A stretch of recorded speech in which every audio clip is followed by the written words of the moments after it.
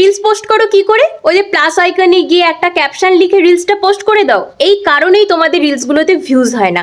আমি ঠিক কিভাবে রিলস পোস্ট করি সেটাই আজকে তোমাদের সঙ্গে শেয়ার করব, যার ফলে আমার রিলসগুলো এত এত ভিউজ হয়। এই যে এই ধরনের কথাগুলো বলে দেবে বেশ কিছু ক্রিয়েটর ভিডিওগুলো করে, আর ঠিক এমন একটা কি সেটিং ফিটিং দেখিয়ে দিয়ে বলে যে এইভাবে রিলস পোস্ট করো, তোমাদের রিলসগুলো ভাইরাল হবে।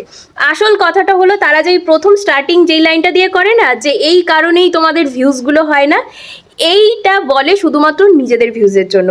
তোমার কন্টেন্টে যদি জোর থাকে, তোমার কন্টেন্ট যদি ভালো হয়, তাহলে তুমি জাস্ট একটা ক্যাপশন লিখে দুটো হ্যাশট্যাগ ব্যবহার করে রিলস পোস্ট করে দাও, তোমার রিলস এমনি ভাইরাল হয়ে যাবে। সেটা তুমি যেখান থেকেই পোস্ট করো না কেন, সেটা তুমি ইনস্টাগ্রামে পোস্ট করো, ফেসবুকে চলে আসবে, তাও ভাইরাল হয়ে যাবে।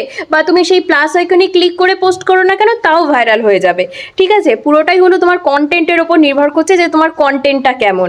এই যে এক একটা কথা বলে বলে এইভাবে পোস্ট করো তোমাদের ভাইরাল হবে, এগুলো পুরোপুরি ভুল একটা কথা।